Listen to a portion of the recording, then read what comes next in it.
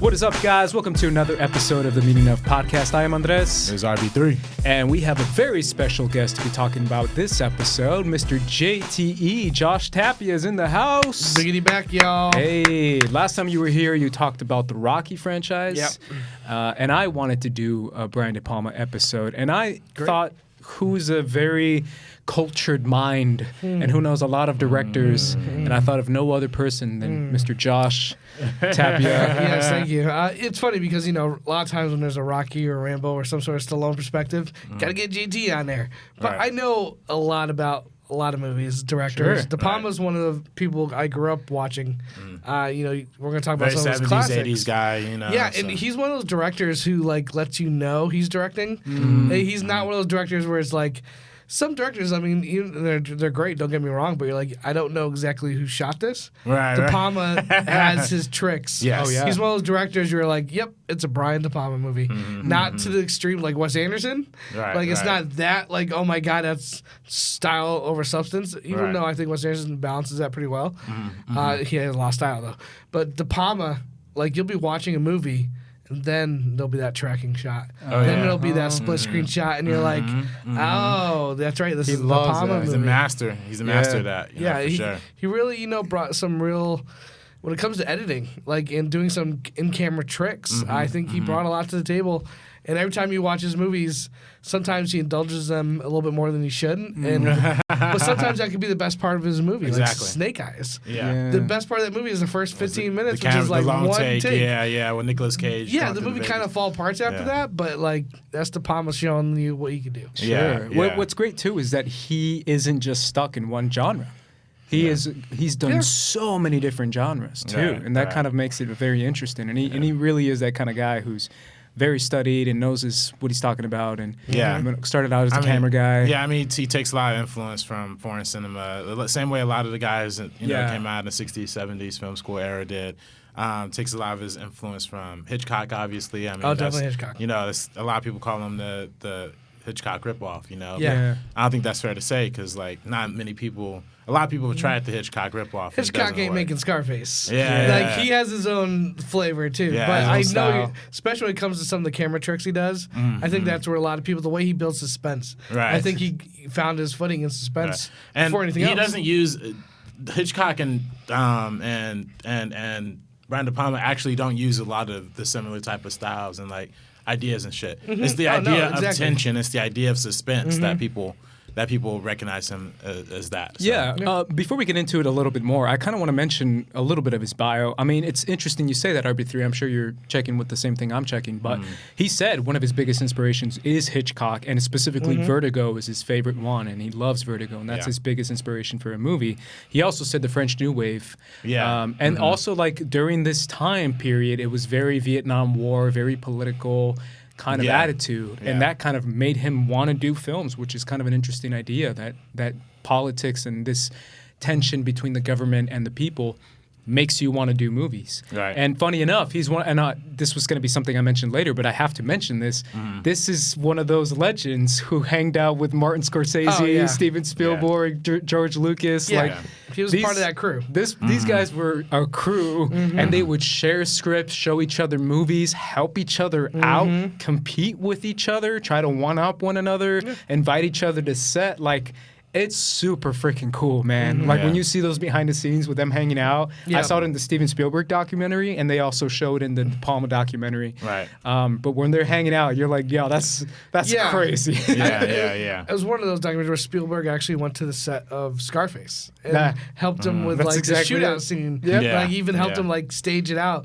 Yeah, like it's crazy to think, you know, as somebody who's went to film school and RB3, you just graduated, like you get help from your friends. When you're in that school environment, you all Exactly. kind of pitch in. Yeah. You're like, oh, you're making a movie, how can I help you out? Right. To think he could do that with Scorsese, Coppola, Right. Spielberg. It's not like he just had, you know, some other director to pull. He had the best directors. That to me is the craziest part, because every name on that crew is like legends. The top of the top. The top of the right. top. Yeah, These guys invented Hollywood. It's weird to think Spielberg helped him with Scarface. Yeah. 'Cause Scarface is the most Masculine. anti-Spielberg Exactly. movie. Yeah, very If- like if- over the top. If like, I ever saw violent. Spielberg directed Scarface, it wouldn't just. I can't imagine it. I can't imagine that movie being told by. That's Steven what's so Spielberg. great, man. That's what's so cool about the same with George Lucas too, with the Star Wars connection. And it's he so cool. he helped George Lucas come up with the idea of having the scroll at the beginning. Oh, yeah. Yeah. Oh, So, that's right. That was De Palma, right? yeah. Because he Crap. showed it, because George Lucas showed it to like Spielberg and all these people. Yep. And everybody was like, yeah, this shit fucking sucks, man. Like, I don't know what's going on, Yeah, right? yeah, You got yeah. to tell me what's going on. Yeah, And that's what he yeah. came up with the scroll. Let's get into some of his films. RB3, you kind of have like a little mini breakdown of how do you want to get into it? Yeah. I mean, I was kind of thinking we talk a lot about the beginning of his filmography first, like Carey, Blowout. We're gonna, obviously he has like 46 movies or some shit like that. my I don't know God. if that's like his actual number. He's but got a lot. It's actually probably close. But I think the ones that are probably the most worth like focusing on are probably Carey, Blowout, and what other one did I say? I had probably talk about Mission Impossible too, because even though that's later in his filmography, I think the second half we could talk about the gangster movies, how they relate to each other. Yeah, and then You know what I afterwards you can mention one of your like favorites that are not very well known, because Right. I kind of want to hear some quiet, not super popular De Palma films from you, JT, for and sure. from you, RB3. Yeah. What do you? Let's start. Casualties of War too. I Yeah. also talk about that Big fan of that one, in this yep. section. I Yeah. kind of want to start with Carey. Yeah. Is that okay with you Yeah, guys? yeah. I mean, that's really the One breakout. of his, that's kind of broke him out. That kind of is, yeah. I'm looking at it right now, all the years and schedules on the IMDb. 1976, Carey. This is kind of the mainstream movie that made De Palma a household name. And it's interesting because obviously based on the Stephen King novel, was this the first adaptation or was it this was the first one, right? It's the first one, yeah. Okay. So what's interesting about this movie to me the most, and I kind of want to get into it a little bit later with you guys, and this is always something I do with with RB3. I'm sorry, when you're not here, is I just RB3? throw. I know Right, exactly. the 3 letters. I always throw like a little surprise. Like I throw like a got you question. I'm gonna do that with you guys later. But what's interesting is it's about a female character dealing with female bullying. Yeah. It's a very the protagonist is a POV. It's a teenage girl. Yeah, And yeah. it's directed by not a teenage. You know what I'm saying? Like yeah. it's very interesting to think that this movie that's very personal and it's a horror movie, sure, but it's much more about it's a personal story about this girl struggling with everything that she's struggling with until eventually she cracks, and at the end of the movie we get that scene. What are your guys' thoughts on this movie and on the entire story itself? Because we got to give a lot of credit to Stephen King. Yeah. JT, you can start off on this one, brother. Yeah, for me, in the 70s and early 80s, there's a lot of slasher films, things like Sleepaway Camp. Then this, I think the big issue with this is it was a Stephen King book, which I think was it wasn't like an unknown property. Right. People, I think, were actually a little bit excited for it because a Stephen King book's being adapted. And I think in the wrong hands, this could have been pretty paint by numbers. Oh, yeah, 100%. And I think where De Palma really sets himself apart and made this movie the bigger hit than it was the camera tricks. The two that come to mind, obviously, is the ending. I think the beginning has that beautiful slow motion scene and the disturbing thing where she gets her period. But for me, when you finally get to that finale and there's the one tracking shot showing the whole trap and the music, the way it's building, from the second that happens, you are like kind of just walking on tight wire. You're just like the tension is building and building and building. And then this is something which I think could have been, he might have had a fight for. I don't know. I got to go back and watch the documentary. But when she finally flips the switch and he uses the split screen. He starts using split screen, which I'm sure he probably got some people like, what are you doing here? This is a cheap trick. But it just added so much more to the style that he brought to it. And I think it also helped that he had great performance from Sissy Spacek. I can't remember who played the mother, but she was fantastic also. And you got, was it Travolta, one of the bullies? I think Travolta was one of the bullies. Travolta's one of the bullies. Yeah. So you got Travolta showing up for the first Nolan. time. I saw this movie 2 years ago in LA at a special Carey anniversary screening, and when we showed up, we had to dress up like we were in the 70s, and the whole theater was made to look like a prom. Not really. So it was like the best situation I could have seen that movie. Right. But again, I do think De Palma really took his artistic license and made this movie better than what it could have been. Because it could have been a forgettable slasher film. Yeah. Right. But I think the performances and what he did towards the end of that movie with his camera tricks, the split screen, going all right, like I just think he brought it to the next level. Yeah, and a lot of it too is the visual connection we have to it, right? That image of her covered in blood is like already iconic. Oh, okay. And something I also want to mention, as a super crazy hyper nerd that I am, just this is something that I do on my free time, which is crazy. But when I was younger, I would create characters, and the one superpower I always go to, and I always dive into like different minutiae of it, is telekinesis. And I just love the idea of like someone who has telekinesis is like, you got no chance. Just closing the doors and just using. Yeah, it's just incredible the way you can direct telekinesis, because it's all just camera tricks and it's all special effects, but it's the way you choose to shoot it, and that's what really stood out. And now, like, we have so many movies that have telekinesis in it, from superhero movies to non-superhero movies, but it's just that idea that a lot of people got it from Carey and got it from DePalma. Right. And I think Carey is one of the seminal films of its generation. I think it was one of the biggest horror hits like that ever came out. Especially during the 1970s. Sissy got nominated, I believe. Yeah, it was nominated for 3 Academy Awards. And this is one of the pieces of cinema that will always. I'm sorry, I was nominated for 2 Oscars. 2. Okay. And this is one of those pieces of cinema that will always have an everlasting effect on the way film was viewed from that point forward. I think this movie in particular. I think a lot of horror movies up until that point, a lot of movies that we saw. Had the female damsel in distress, had the girl who is innocent, who gets killed in the beginning because she's a virgin or whatever. This is probably one of the, if not the first movie to have the horror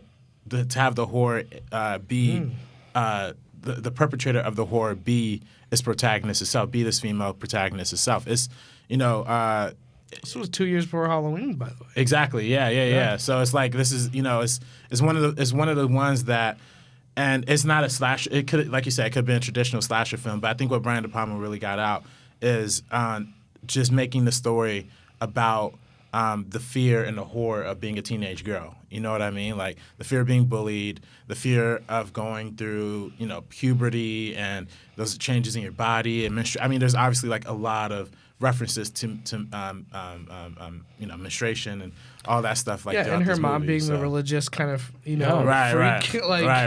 And that really played into it, like her thinking she's the devil, and so it's not just like high school kids getting revenge, which at the end, like innocent people die too. Right. It's not just she goes after the people who harmed her. Right. She's lashing out against everybody. Right.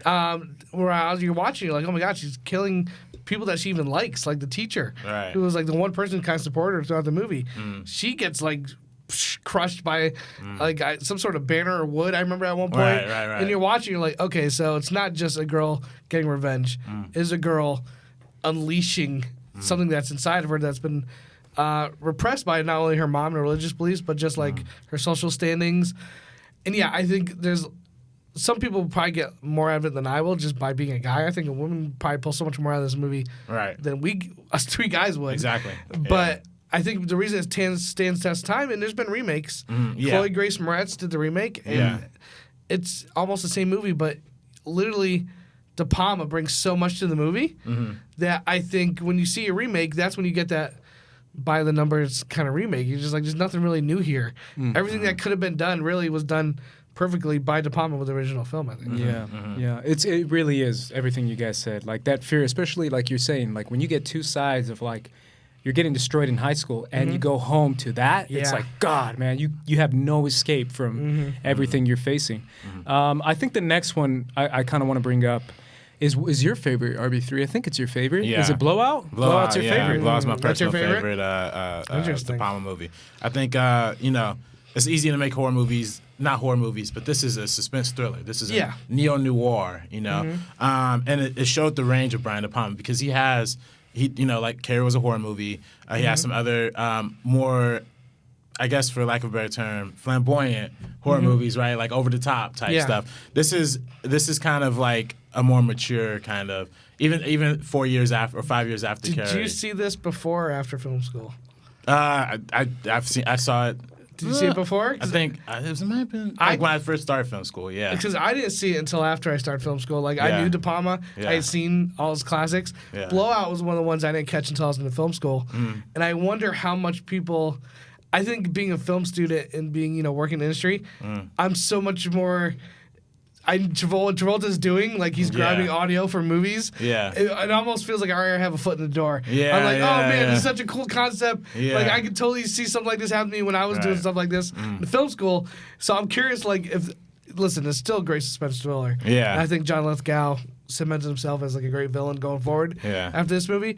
But I really do wonder, like, if I saw this before film school, I'd probably still love it. But would I feel exactly the way I did seeing it afterwards? I think that's a big thing, and I think you're going to get to it. Because I mentioned to you in the documentary, he's like, oh, I wanted to make the sound guy the hero. Yeah. And it's like, what? That's why you yeah. got this idea? Well, it's a great concept. Because sound guys really are the heroes of Hollywood. You know what I mean? Like, honestly, like, and they even show you in the beginning, like, how shitty is that film and that they show at the very beginning of the movie without like the proper sound. Like they literally spend the entire movie auditioning girls for like to get the right proper scream, to open the thing. I mean, I just love that scenario of coming across this audio tape or like you're doing your job and you happen to catch something that you're not supposed to be. In some ways reminded me of Coppola's The Conversation. Yeah, exactly like The Conversation. It's a conversation, but through like a movie perspective. What if instead of the guy being like an expert in the government of like, tracking phones and calls, he just happens to be, like you said, a sound guy. Yeah. And it shows you how he goes over his head. And I love the movie. And again, I didn't see it until much later, until after I went to film school. I love that beginning. It just drives me into the movie right away because I'm like, oh, I'm such a film geek. This is awesome. Like, and I think the idea just on paper is a great idea. Yeah. And then you got De Palma who just delivers. Yeah. And again, there's that great scene towards the end. Is it Independence Day? 4th of July? Yeah, exactly. Fireworks. Liberty Bell celebration. Yeah, there's so, and again, just like in Carey, there's so many shots where De Palma's like, strap in, I got this. It does that whole circular shot like around the fireworks. Yeah. That's and again, crazy stuff. I think Travolta's really good in this. He probably obviously like to work with him, Carey, but for me, John Lithgow is so good. Yeah. He just changes his voice to like match whatever. Yeah, there's the bathroom scene, which is very intense. Like he's in the stall. It's just it's like classic filmmaking.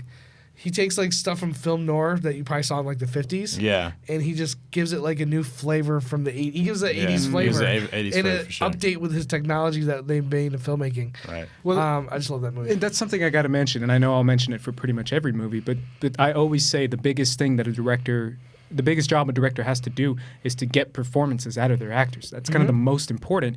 And to think that this is a guy who low-key discovered Robert De Niro. He kind of discovered Robert De Niro because he was in his first movie. I forget the name of the movie. Yeah. I think is it Greetings? It might be Greetings. But either way, that clip that they show in the documentary of Robert De Niro. So young. You're like, holy He's like shit. in college. Yeah. Like, But he's already incredible. He's Yeah. already transformed, and he's like 20. Right. And you're like, how do you do that? Like, really, like, I was thinking about it as I was on my way here, and I was like, low key, De Niro can go down as like the GOAT of like actors, one of the GOATs of acting. Him and Pacino are on the Mount And that's the thing, Pacino, exactly.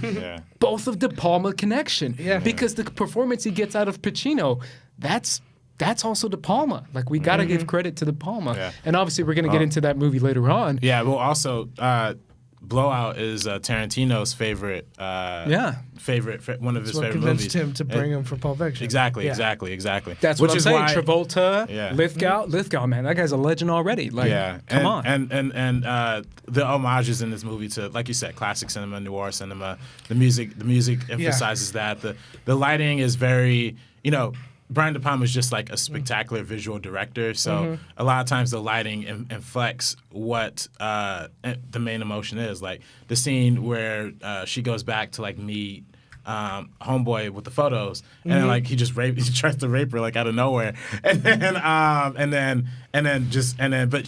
it's like the red overhead shot with like the flashing neon lights. But yeah, it's brilliant, and I think. Probably to me, what's most impressive about this movie is like the camera tricks are great, the the angles, you know, the composition is great.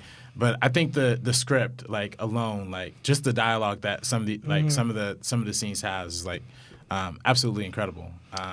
Yeah, you know, I bring back the French Connection because that's one of my favorite Coppola movies. I love not French Connection. I'm sorry. The Conversation. French Connection, also a great movie.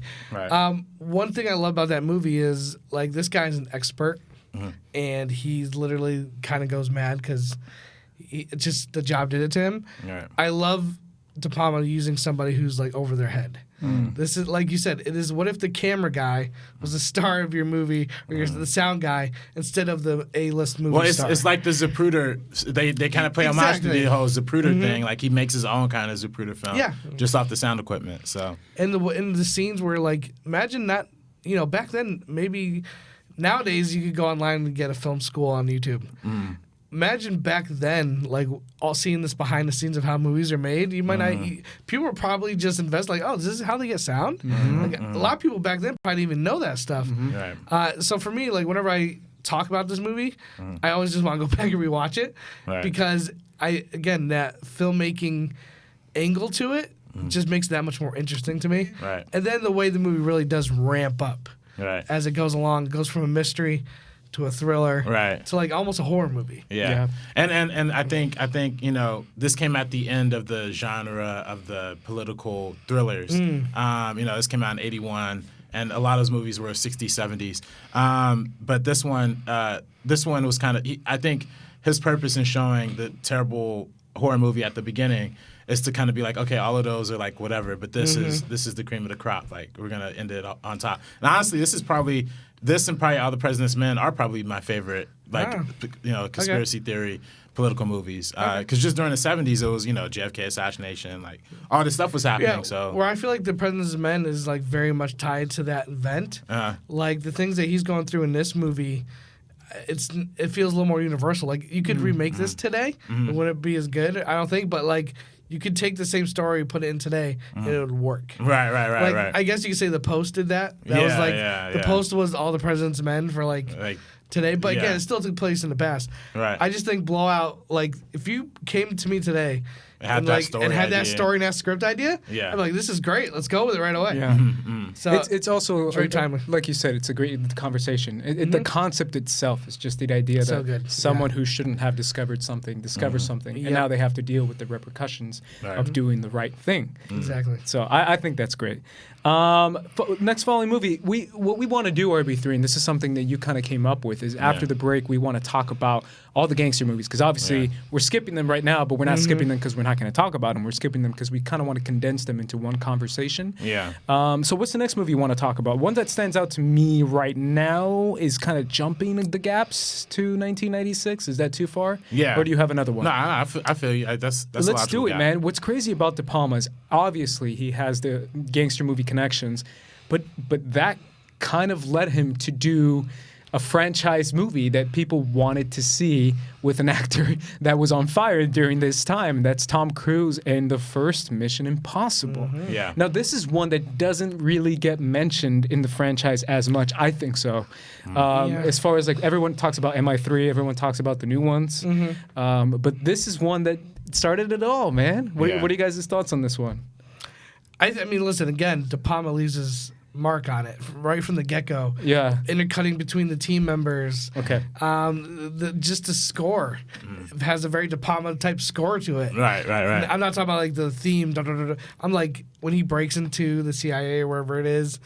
Again, that's where De Palma is as best. I don't really see De Palma as the action director, even though he's directed some action in scenes in the past. And I think Mission Impossible is not really the action movie it was. Obviously, part 2 was John Woo, so totally different. But at the same time, though, because I was thinking about it, the John Woo one gets a lot of hate because it's so ridiculous and over the top. John Woo. It's so John Woo. But this one's really over the top. This one's really De Palma. It's really De Palma. It's really De Palma. And but it's still super over the top. And like, Mission Impossible 3 is very J.J. Abrams. That's true. Every director left, like, they made their movie. Right. And really, Mission Impossible was just a vehicle for those type of directors to make a big summer movie. Right. Now it's the Christopher McQuarrie franchise, which I'm totally cool with. Like, I love 5 and 6. Like, I mean, I'm with you too. I love 4. I love what Brad Bird did with 4. I love 4. Yeah. The first one, I think again it played to his strengths. Yeah. Espionage. Yeah. Thriller. Somebody who's in something.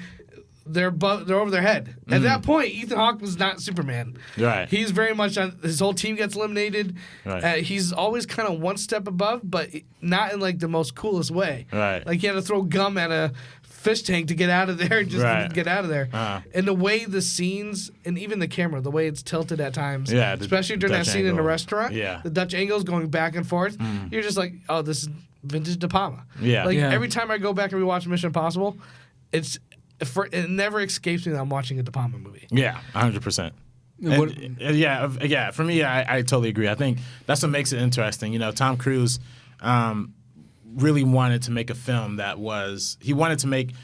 This was kind of his foray into the big budget thing too. He had a bunch of hits like back to back, but this was the first one that he was like trying to create a franchise off of. Yeah. So he wanted to start it off in like a really intelligent place, like so. Which is weird now. You think about it today, like it feels like The Rock, for example, like he would have got like, hey, the guy who did Jumanji or some shit, like you know, some no name. But Tom Cruise went out of his way to get the legendary Brian De Palma, who hadn't at this point in his career. I mean, he had a few hits like here and there. But he also brought in his writer, right? Tom Cruise. Yeah. There was like a dispute or something. Well, Tom Cruise brought in the guys who one of the guys who wrote Schindler's List, and I think the other guy wrote Jurassic Park, if I'm not mistaken. I think De Palma was like fighting with one of them. I forget. Yeah. They say so in the interview, and I never remember they reshot the ending too. I think that was one thing. Well, Tom Cruise. This is also Tom Cruise's first time as a producer. So like he was trying to like make it. He was trying to be all super serious. Like we got to make it right. Like all this shit. So I guess him and De Palma didn't really have like the best of like working relationships. But I mean, honestly, like it is very Tom Cruise in the sense that it's like the star vehicle, whereas the TV show kind of had the more team angle of it. The original TV show kind of had like the more team angle of it. Yeah, this was a vehicle for Tom Cruise. Yeah. The and team they gets kill eliminated. They kill him off in like 10 minutes. which is a very Tom Cruise thing to do to make them the star, but it's also a very De Palma thing to do to kind of just throw off your expectations. You know what I mean? And listen, Cruise at this point in his career, from late 80s to early 90s, every director he worked with, he was trying to work with like the best directors. Yeah. Oliver Stone, I mean Scorsese, like Paul Thomas Anderson. He wasn't looking to just, some actors like to find these upcoming directors. Like Leo's very much like this now. He works with the best directors. He's like, I don't want to waste any of my film roles. Like, I want to work with the best. And I think Cruise brought in De Palma. Listen, if you showed me like, hey, we're gonna make a Mission Impossible show, I want it to be like a suspense thriller. De Palma would definitely be on that short list. In the early 90s. I'd be like, if you get De Palma, that'd be amazing. The guy's a great director. Right. Yeah, and also like it's also like Tom Cruise is smart. Like he's a smart guy. Like he knows. Yeah, but De Palma can't direct Mission Impossible 4. Yeah. And it's not gonna be as good. Sure. I don't think he's made for that kind of like action. Well, here's the thing. Here's my question to you guys. Mission Impossible movies nowadays are known for the action set pieces. Yeah, the stunts. Yeah. What is the action set piece that stands out the most in the first one? Easily though. It's got. It became iconic though. Like there was parodies of it. There was sitcoms that were making fun of it. There was. I remember watching cartoons on Disney Channel that were doing like little cartoons were doing that. Yeah. So it became that's De Palma. That's a virtual icon. That's huge, and that's what De Palma is so good at: suspense. The way the camera goes above the teardrop. Going back to like some Hitchcock type stuff. The stuff that's the weakest towards the end is some of the train stuff. The CGI. It's just CGI because that's not De Palma. That's him. Learning to do a CGI train. Like when he really excels to me. The physical is the beginning. The setting up all the pieces to watch each one fall, and then later deconstructing it with John Voight. The scene at the table where it's just them talking.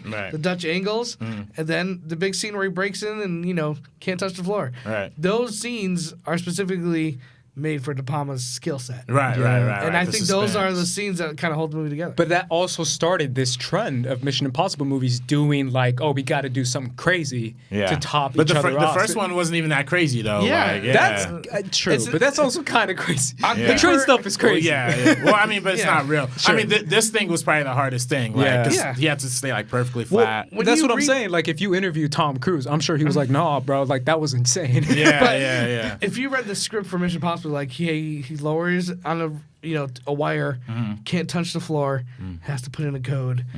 Like it reads fine, Right. but to The actually execution. Direct it, yeah. what De Palma brought to it was just like, oh my god, I'm like my arms are in the seat, I'm tearing Right. Yeah. fabric off my chair because I'm like so tense. Right. So what could be a few sentences he made into like one of the most Yeah. memorable scenes of the whole series. And I think it's, when we talk about De Palma, he has just an innate ability of just like being able to have the most he could take the most nothingness and make it iconic. You know what I mean?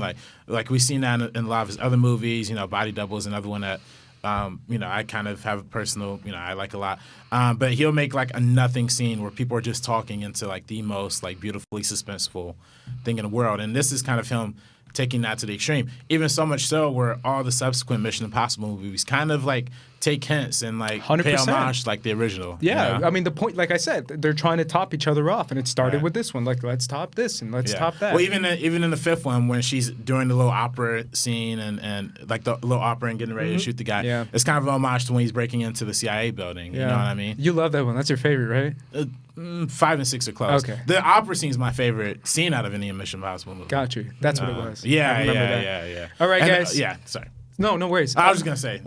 Go for it. Yeah, I was gonna say one more thing, like the whole thing of like showing you how bad the mission could go before it happens, like like showing you what's at stake, and then doing that. That's also really cool. Absolutely. All right, guys. After this break, we're gonna talk about his gangster movies, and obviously we're gonna talk about Scarface. So stay tuned. Yeah. All right, guys, we're back from break talking about Brian De Palma. Now we're going to be talking about his gangster movies. Now, it all started off with, do you feel like this is his most iconic movie? I believe it's 1983? Scarface. Yeah. Is this his most iconic movie? Is my question to you guys. I think it's hands down. Yeah. Listen, if I say that, I'm not saying it's his best movie. Yeah. I am saying it is the movie that had the biggest cultural. It has the biggest cultural footprint. Everyone knows Scarface. Yeah. He's like Bruce Lee. You might not know who somebody is, but if you say Scarface, they're just gonna know who you're talking about. For me, one thing, I'm a big Oliver Stone fan, and he wrote this. Yeah. And I think the De Palma directing with Oliver Stone writing is what really made this kind of perfect marriage in a lot of ways. I could see a world where Oliver Stone directed this. I could totally see it. Right. But I'm kind of glad De Palma did, because I think he really brought, again, a certain flavor that I think only De Palma could bring to a movie. I think Oliver Stone might be a little bit darker. I think it might, even, and I'm not saying Scarface isn't dark, but like it has that glitz and glamour part to it where there's a reason why people are just fascinated by the movie and its style. Right. You know, Exactly. I think Oliver Stone might have made a little bit more grounded, gritty kind of film. Much like he also wrote the film about Midnight Express, where the kid stole hash and is put into a jail. Stone also wrote that movie, and I think that is like, you watch that, you could kind of see like some of the writing from Scarface. You could tell it's the same writer. Well, the thing too is like we got to mention that this is technically a remake, kind of. Oh a yeah, remake? it's definitely a remake. Yeah. So the story basically of the idea of like rags to riches to like I'm a little crazy now, but that's what the original brought. And what they did here was the remake. The best way you should remake a movie is you take the main plot, the storyline, and you make it your own. And you update it. And for Stone, I think, again, I gotta give him Oliver Stone some credit to make it a refugee from Cuba. I think it was just such a smart move. And to make it about the cocaine industry in Miami. Well, this is when this was popping. Yeah. In like the 80s. This is when the cocaine, like, I mean, if you guys have seen Narcos, they talk about it. in Miami, in this area, that shit was going off. Exactly. And obviously a lot of this movie relies on a single performance from Pacino. I mean, he So good. literally carries the whole movie. Right. But this movie broke barriers in that sense because it's the movie that everyone was talking about. But it's also like the movie that everyone was kind of like, if I'm taking it from my perspective, afraid of. Well, it wasn't a Like, huge hit. It wasn't a huge. It was not a huge hit. Like a lot of people were like, "Don't go." That's true. See It this was- movie. It's too violent. That's what I'm. That's Yeah. exactly it's it. glamorizing. Same thing. The Violence. violence in this Yeah. movie is what stood out the most in the conversation. When people say Scarface, they were like, Scarface, it's disgusting. It's so much violence. Like, Right. that's the biggest thing that people were saying back in this time. And I remember because my mom actually told me about that, where she was like, I saw this movie back in my country, and that's what people were talking about. Like, oh my God, this movie is super offensive. But that's kind of why it became iconic, is because it's so in your face violence, so in your face, all these bad words, all that kind of concepts that, like you said, became a cultural impact. Not just the cultural impact, but I'll throw this to you, RB3, like a weird hip hop cultural impact where Yeah. hip hop culture kind of adapted the iconography of Scarface, this like gangster Latino culture that was happening in Miami, and it Right. became like hand in hand with like.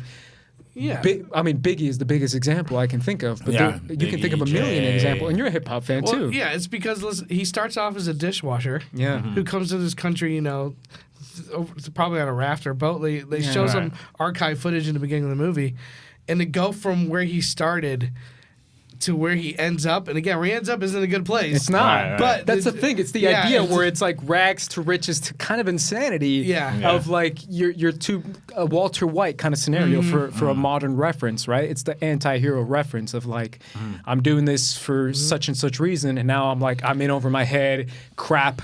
This is ridiculous. I think a lot of it is Scarface goes by a code, not Yeah. the police, not by the law. He goes by a code of his word, not screwing people over. It's a lot like Goodfellas. A lot of people are like, that movie glamorizes gangsters. Like, it does for the first 2/3, Yeah. but then he becomes a coke addict, Right. and by the end of the movie, he's running away from cops. Right. Scarface becomes a cocaine addict by the end of the movie and starts making some really bad choices. Yeah. Right.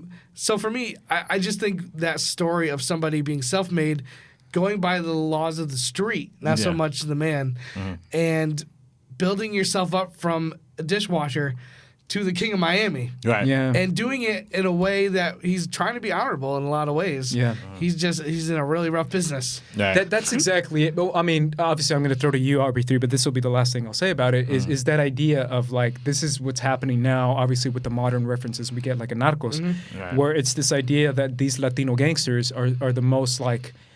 There's sections in Colombia that loved Pablo Escobar, Right. because he would help some poor people, and he would Giving be them like, money "Yo, in the I got you streets. back. I got Yeah. you back, bro. Hey, man, I got you, man." And he Christmas, gives them high everybody gets a fives. turkey. People were like, "Oh, he's one of the people." Yeah. And kind of hiding that other side of like, "Oh no, he's executing these same people." Anybody, yeah. Right. So it's the anti-hero kind of thing. But I'll Right. throw it to you, RB3. What stands out the most about this? Yeah, one? yeah. I mean, you guys pretty much like nailed it all. The anti-hero is really the main thing that I think this kind of evolved into the mainstream.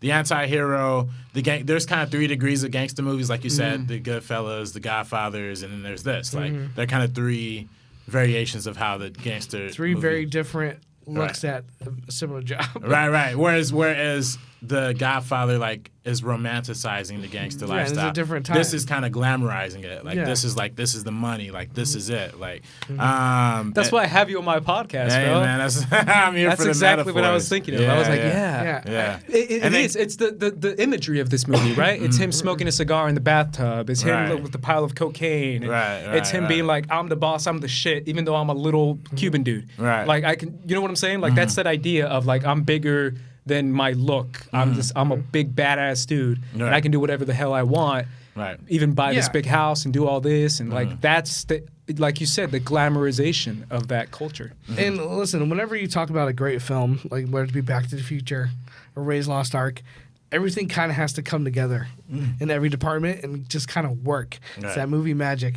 This movie has a great soundtrack. Yeah. Has great style. Yeah. Great actors. Suspense. And DePalma brings his flair to it once again. The chainsaw scene where it goes from a shot of him out in the convertible to a crane shot through the window into this horrible thing that's going on. Right. The way DePalma plays with the camera, once again, you're just like, oh yeah, this is DePalma. I'm watching a DePalma movie. Yeah. And this was a different little, this to me felt like he was given free reign a little bit. Right. I'm sure Carey, he had, free reign and Blowout, but those were much smaller films. Smaller. This movie feels bigger. Yeah, 100%. It's a crime epic. Yeah. And I think it's 2 hours and 35 minutes or something like that, right? It's almost 3 hours. Yeah. And I just think DePalma bring the style, but you got to give props to the writing, the wardrobe, the production, the cinematography. Yeah, everything. The cinematography in this movie is crazy. Everything crazy. came together. Yeah. It's one of those things where everything just came together and it all worked. And luckily, you had a great filmmaker like DePalma putting his flavor on top of everything else that was going right. Yeah, and then Pacino. I mean, come on. Yeah, and it, like I said about performances, Pacino, man, come on. Yeah. And then obviously this led to more gangster. I want to talk about the Untouchables, RB3. Yeah. Let's talk about this Now one. that's kind of the big other gangster movie that he's I'd probably say this, if not the second, third most iconic. And it's kind of, in obviously it's not, I don't know if it's 100%, but it's based on history, right? Yeah, it's it is based on history. The idea of Al Capone, Elliot yeah. Ness, this is kind of like a story that Prohibition. everyone knows. Yeah. Right? Yeah. So talk to me a little bit about your connection to The Untouchables. I think The Untouchables is fantastic. Again, it's like this is kind of another look at the gangster lifestyle, but I think this one's a little more grounded than Scarface is.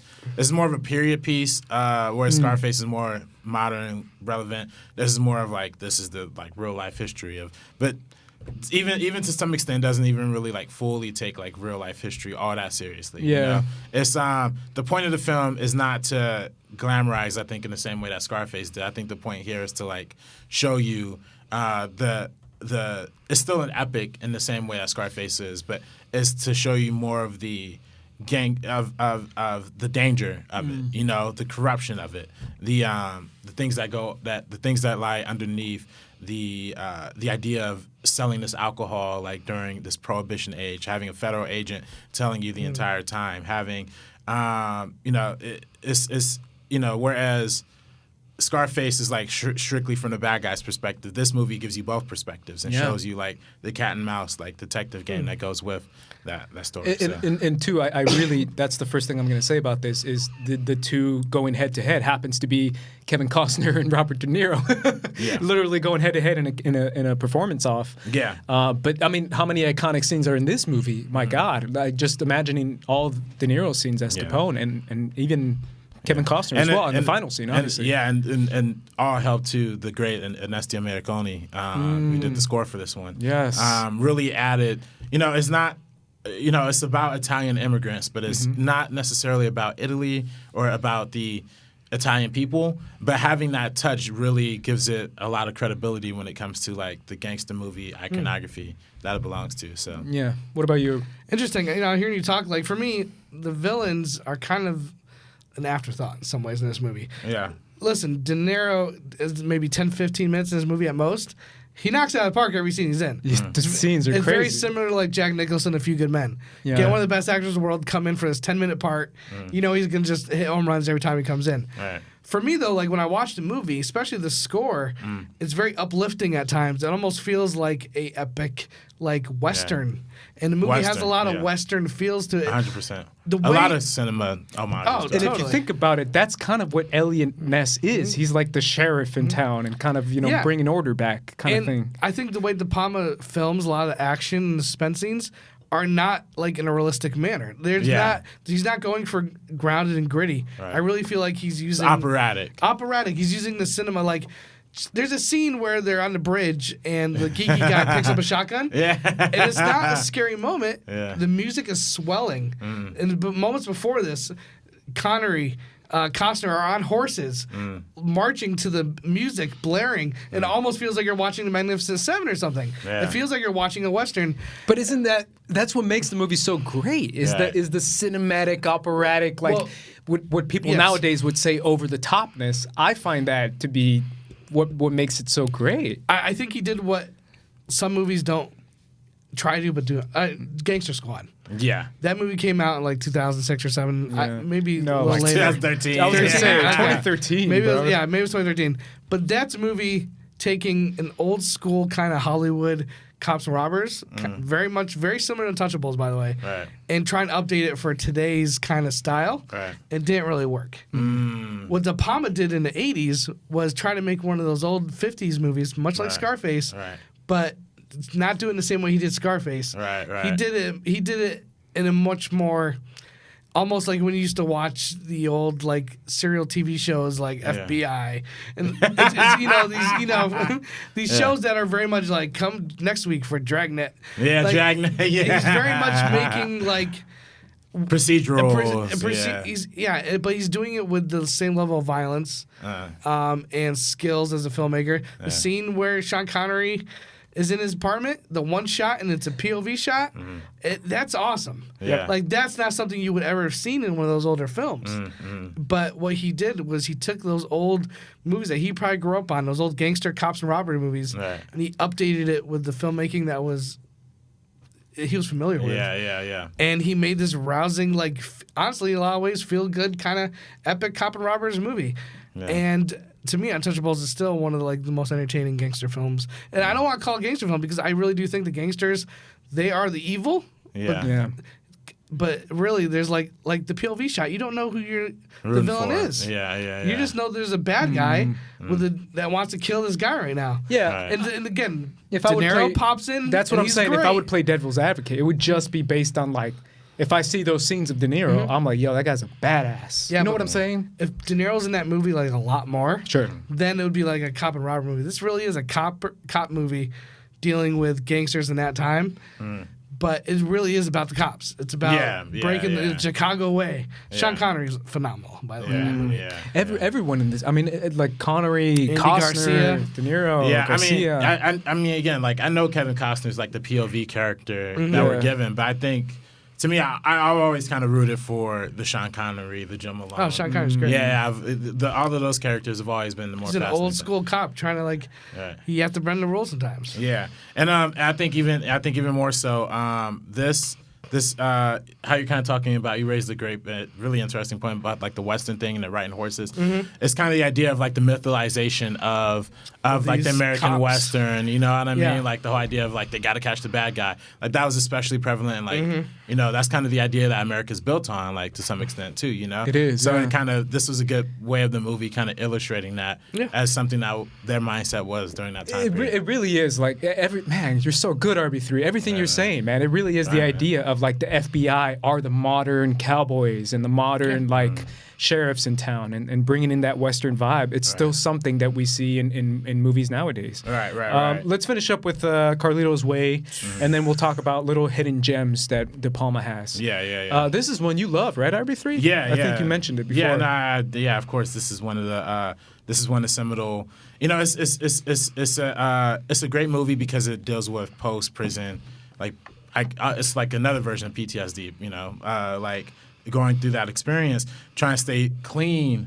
You know, trying to make the right way, but you're not able to do that. You have to jump right back into the system just because of the restrictions that they put on you back. You know, because you got locked up. You know, there's really no chance of rehabilitation. So I think that's what this movie really kind of taps into the heart of. You know, Al Pacino obviously is like playing another Mexican or not Mexican, Hispanic person in this. Latino, yeah. But it's really funny because I think that it's one of those scenarios of like, and we see this a lot in like TV shows, particularly Barry these days, of like somebody trying to get out, but they keep getting a roadblock every time they try and get out. So they keep getting in further and further. Can I mention a reference that I have that's kind of like this? Yeah. When They See Us. The Latino homie in that. Remember that when it's just his episode, the Latino guy. Where have you seen When They See Us? That it's like whatever I do, like people always see me as a criminal. Yeah. So the difference there is that guy it's was true. innocent. That's true. This guy, But it's one of those things where it's like I picture Carlito completely comfortable in jail. yeah, he I was. I like, get you, but that's the kind of idea of like you're kind of stuck in a loop. Yeah, for me, it's not so much like I'm stuck in a system. It's I grew up in the streets. Yeah, that's what I know. was this legend when I went away. He was a legend. Like, that's fucking Carlito. Yeah. And then he comes out, and he's like, I'm done with it. Everyone can't believe it. Like, no, not you, Carlito. He's like, I'm done. You know, I just want to move, get some land in, like, the Bahamas. And I love Carlitos Way. It's one of my favorite movies. I think it might even be a better movie than Scarface. Oh, wow. I think Scarface is a bigger movie, a more iconic movie. But I feel like a lot of things that he did really well in Scarface, he puts in Carlitos Way, and it just feels more mature. Right. It feels Definitely more mature, 100%. fleshed out. The character is more fleshed out. It's more interesting in a lot of ways for me. Sean Penn is fantastic in the movie. And for me, you wanting to leave that life behind, and you could see the finish line, but there's so many hurdles he has to get through, and he's doing his best. Like, he has times where he can't control himself. Right. Benny Blanco, he shouldn't have hit him. Right. If he didn't hit Benny Blanco and lose his temper that one night in that club, the movie would have ended completely differently. Right. And it was and then throughout the whole movie, in my opinion, Carlito, the things that get him in trouble are himself going back to his old ways. Yeah. Not be able to leave a friend when they need help, knowing that he shouldn't be there. Right. Taking out Benny Blanco just because he's like, I try to be nice. I was trying to be the guy who he used to be. Right. Everything that happens to him in that movie are because of the few things that he just couldn't step away from that code, the life code that he had. The street code. The street code, yeah. If he could have just, and his girlfriend says it in the movie, like, if you could have just, you don't have to go. Right. And he's like, I can't just, that guy, Sean Penn's character who really F's him over, he's like, I can't, the guy got me out of jail, he can't just move on. Well, that's what people like about these kinds of movies, these kinds of gangster movies. Like you said, it's not really gangster, but the idea of like this brotherhood that's like, yo, he's my boy, he's my homie. Yeah. I got his back, even if that means doing things that I wouldn't necessarily want to do. Even when he knows that guy's wrong. Exactly. Right. Yeah. He knows Sean Penn's not doing, but he's like, this is not right. He's like, you are gonna get us both killed, but he can't just walk away. Yeah, right, exactly. People love that stuff, man. Yeah. All right, let's finish up. What's a movie we didn't talk about that you want to say, hey, go watch this movie? It's one of the hardest movies of his, in my opinion, to watch, Casualties of War, because it's about Vietnam. 3 men who basically kidnap a woman. That's right, this movie. And repeatedly rape her. Yeah. And but for me, Sean Penn, one of his first roles, where he really stands out, he plays this Brooklyn guy. John C. Reilly's first film. This was John C. Reilly's first movie. John Leguizamo. And then you have Michael J. Fox in his really only real time where he took a real serious role. Right. And he does a good job. TV. Yeah. He does a great job. This guy, Back to the Future, is in a movie that is not easy to watch, Right. is very violent, has, sexual assault repeatedly. It is not a fun movie to watch. But again, we're talking about Brian DePalma, who had some experience in Vietnam. He wanted to make this movie because he wanted to. It's something you feel like the filmmaker. This wasn't a paycheck. This wasn't something he just did for the hell of it. He really had something to say, and he really wanted to show some of the ugly stuff that happened over there. Like movies like Platoon did it before. Born on 4th of July is one of my favorite films. Yeah, as is Platoon. Casualties of War. It's so much more about the human. Like, listen, Platoon, people are getting killed.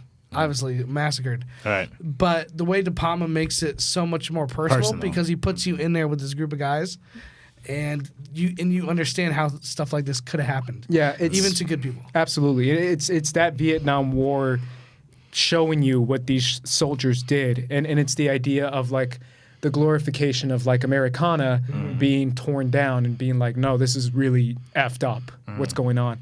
And it's also funny if you watch the documentary, you see Sean Penn. Apparently, he stayed in character the whole time, which is crazy. Yeah, but he has one of the best lines where he's in the rain. He's like, "I shall not walk through the valley of evil, and I shall fear no death." Because I'm the meanest mother effer in the valley. He says it like while rain is poured down on him, and then you just cut to Michael J. Fox, who's like looking at him like this guy's a monster. Right. And that's what it's a powerful filmmaking. It really is. And a lot of it, again, Sean Penn, man, he's crazy good actor. Right. Yeah. And according to IMDb trivia, Brian De Palma used segments of an Ennio Morricone score for The Thing when he was doing like the temporary soundtrack. Oh, really? Yeah. So it's forgot very about much that. influences Heard like that. the horror That's awesome. style Absolutely. of that film. JT, thank you so much for being here, man. We really do appreciate it. Oh, thank you, guys. Yeah, man, it was a lot of fun. I feel like Yeah. we Yeah. got through a lot. You know, when we talk about directors like Spielberg, Scorsese, Coppola, and these guys were all hanging out with De Palma. Yeah. De Palma, I think, gets forgotten a little bit because Yeah. honestly, after the 90s, he hasn't made much. That's true. He made like one film, Redacted, and in his last few, towards the end of the 90s, were pretty much bombs. Yeah. The Black Dahlia. Yeah. Bonfire to Yeah. Vanities was a huge bomb for him right before Mission Impossible. Yeah. Mission to Mars was another Mission one. to Mars. Domino. Yeah. No, Domino was Tony Scott. Oh, was it? My Are bad. you talking about Domino with Keira Knightley? Yeah. Wait. Oh no, I'm sorry. Yeah, you're right. Yeah. They but yeah, I mean a lot of his early filmography though is So where that's what I'm saying. his greatest hits I are. think if you just look at his 70s looked to at. 80s, and again you look some of the early 90s, Right. like he really was shooting on all cylinders, man. I think Mission Impossible, outside Mission Impossible, is the biggest hit. Box office wise was Untouchables. Yeah. Scarface Is the became yeah. the iconic thing it was over time through VHS, DVD, all that stuff. Right. But yeah, for me, when I think De Palma, I think of his camera work, Right. his composition of shots, Right. the way he's able to crank up tension, unlike a lot of other filmmakers.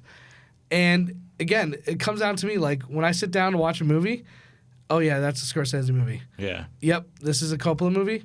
Yeah. And every time I watch a De Palma movie, this Yeah, is a De Palma movie. Palma movie, And that's one of the biggest comments I give a director 100%. because you watch movies like Tower Heist, and I'm like, I have no idea who made this movie. Or Red Dragon. Right, Yeah. right, Listen, right. not to crap on Brett Ratner, but I am right now. I would never know a Brett Ratner movie until I saw it directed by Brett Ratner. See, that's by that what, movie. man. See, I put out a tweet. I said, listen, man, we got to take Rush Hour away from Brett Ratner. We got to give it I'm to with Chris you. Tucker and Jackie Because Chan. I don't man. watch Like, it because of Brett Ratner. Yeah, Yeah. who watches that? Yeah, exactly. The guy who directed Shanghai Nights and Noon probably could have made those Rush Hours movies just as well, if not better. Exactly. Yeah. Exactly. I just like, for me, again, this guy was round with the greats. I think he doesn't get brought up as much as he should when it comes to those group of guys. Right.